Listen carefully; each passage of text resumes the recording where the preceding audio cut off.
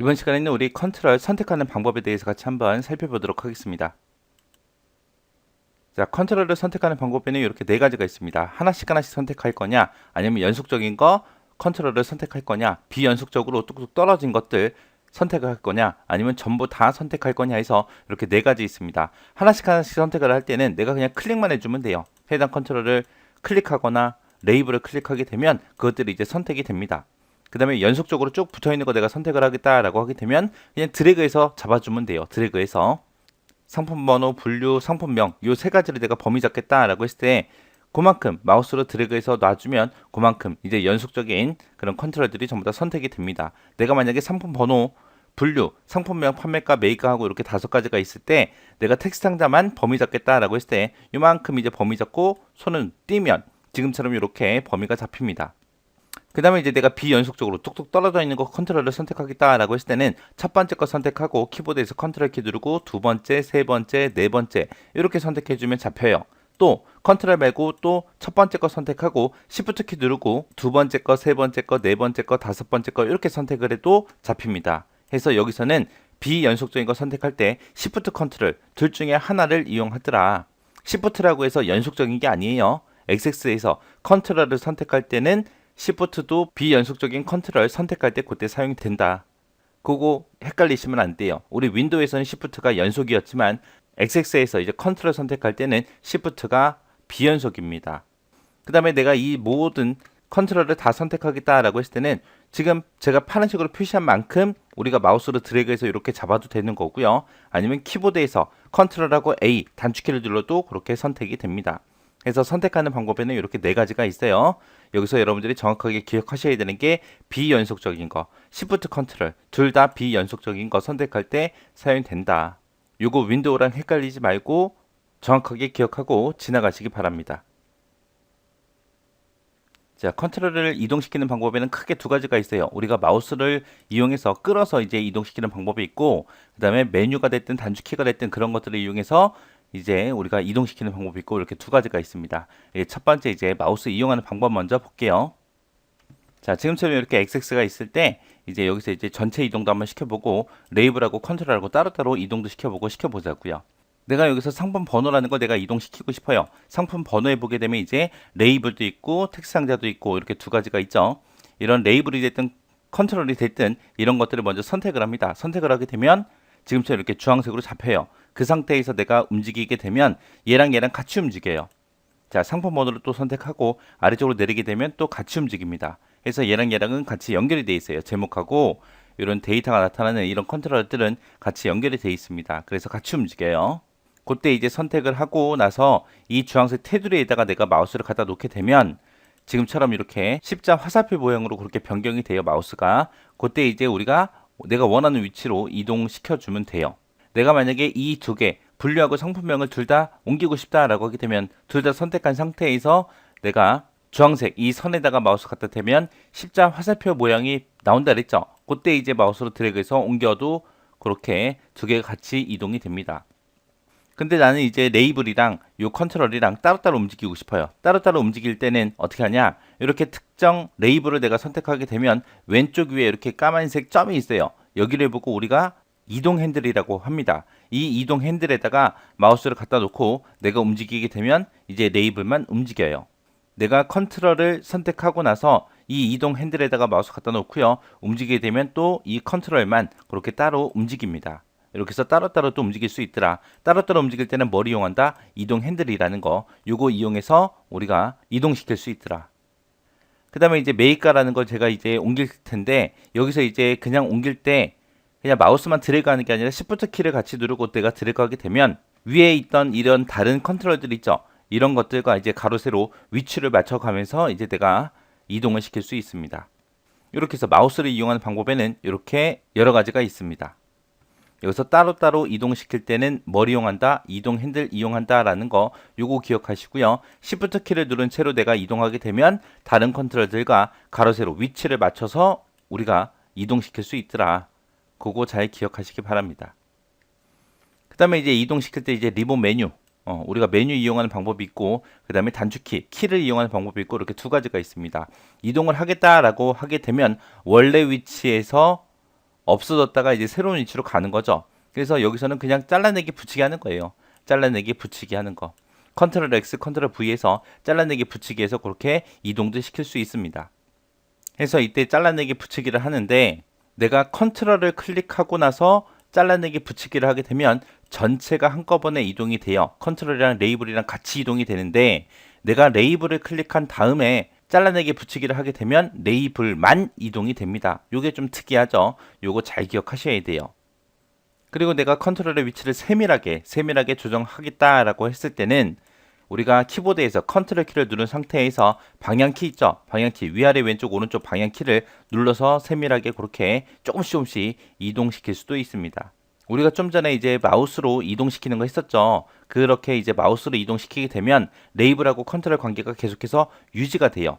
근데 이제 리본 메뉴가 됐든 키가 됐든 그런 것들을 이용해서 우리가 이동을 시키게 되면 그런 관계가 유지되지 않습니다. 그래서 이동을 시킬 때 컨트롤을 선택하고 우리가 잘라내기 붙이기를 하면 전체가 다 이동되더라. 근데 내가 레이블을 클릭한 상태로 잘라내기 붙이기를 하게 되면 레이블만 이동이 된다. 요거 잘 기억하셔야 돼요. 그리고 세밀하게 조정할 때는 우리가 컨트롤 키를 이용해서 방향키를 눌러주면 해당 방향으로 세밀하게 그렇게 조정할 수 있더라라는 거 기억하셔야 되고요. 마우스로 내가 이동을 시키게 되면 레이블이랑 컨트롤 그 관계가 그대로 유지가 되는데 내가 메뉴를 이용하거나 단축키를 이용해서 이동을 시키게 되면 그 관계가 유지가 된다, 된다, 안 된다. 요거 정확하게 잘 기억하셔야 돼요. 시험 문제 나온 적이 있어요.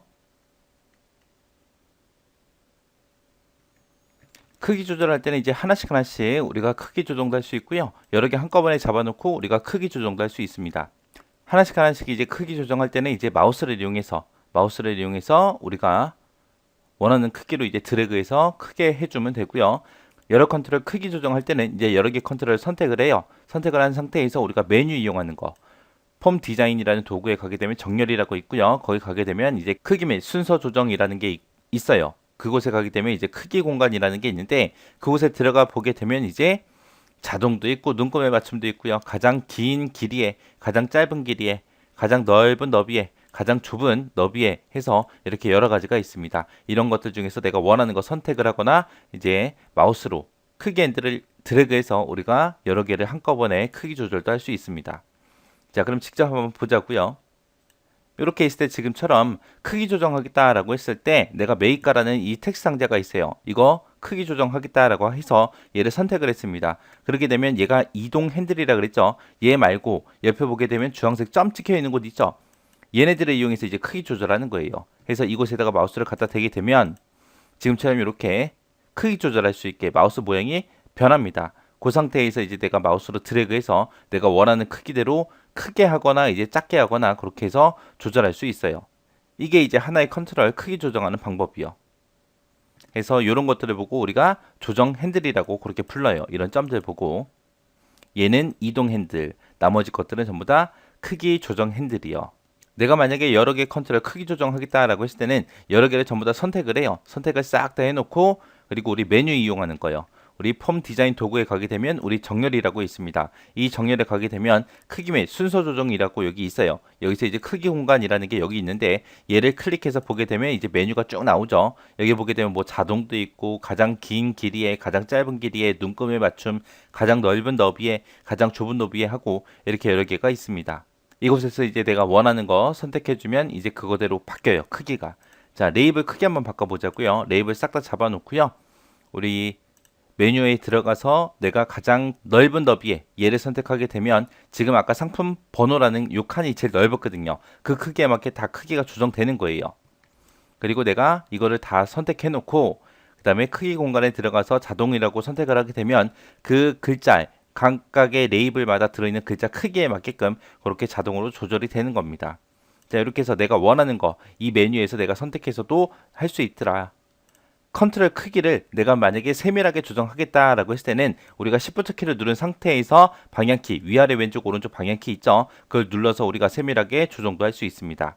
자, 여기서 이제 여러분들이 헷갈릴 수 있는 게 얘가 이제 헷갈릴 수 있어요. 그래서 세밀하게 조정할 때 Shift 키 이용한다.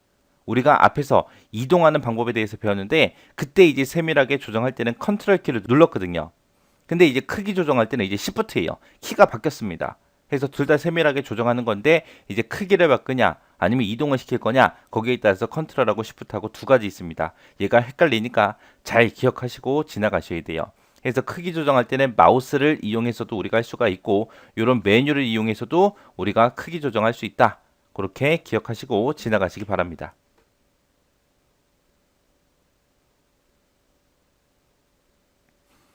그룹화를 한다라고 하게 되면 이제 여러 개의 컨트롤들을 하나의 객체로 묶어주는 그런 작업을 보고 우리가 그룹화라고 합니다. 그래서 그룹화를 하게 되면 이제 그것들은 이제 하나의 객체로 취급이 돼요. 취급이 돼서 선택, 복사, 이동, 삭제, 크기 조정, 서식 지정 이런 작업들을 한꺼번에 전부 다 수행할 수 있습니다.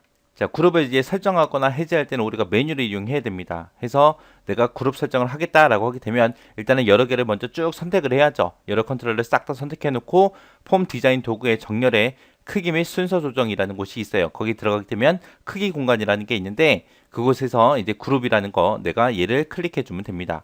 그룹 해제하는 방법은 이제 내가 그룹화 시켜놓은 그 컨트롤을 선택을 해요. 선택을 하고 나서 똑같이 메뉴에 들어가서 이제 우리가 그룹 해제라는 거를 내가 선택해 주면 됩니다. 자, 그럼 그룹화 한번 보자고요. 자, 지금처럼 XX가 이렇게 있을 때 내가 만약에 얘네들을 전부 다 그룹화 시키겠다라고 하게 되면 얘네들을 먼저 싹 다 범위 잡아야죠. 범위 잡아놓고 폼 디자인 도구에 가게 되면 정렬이라고 있고 그곳에 크기 및 순서 조정이라고 있습니다. 그곳에 가게 되면 이제 크기 공간이라는 게 여기 있죠. 자, 여기서 이제 얘를 선택해 보게 되면 이 아래쪽에 그룹화에서 그룹 지정할 거냐, 그룹 해제하겠냐, 그거 이제 선택할 수 있어요.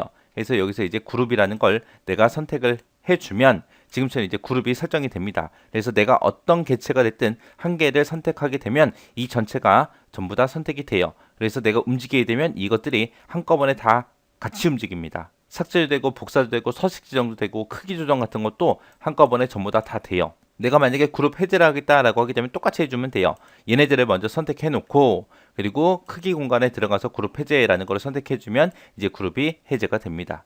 이렇게 해서 이제 그룹화에 대해서 알아봤는데 여기서 이제 그룹 설정하는 방법, 해제하는 방법 이 두 가지 방법만 정확하게 잘 기억하세요. 그리고 그룹화를 시키게 되면 이제 하나의 개체로 취급된다. 취급돼서 이런 것들을 우리가 할 수 있더라라는 거 그거 기억하시고 지나가시기 바랍니다.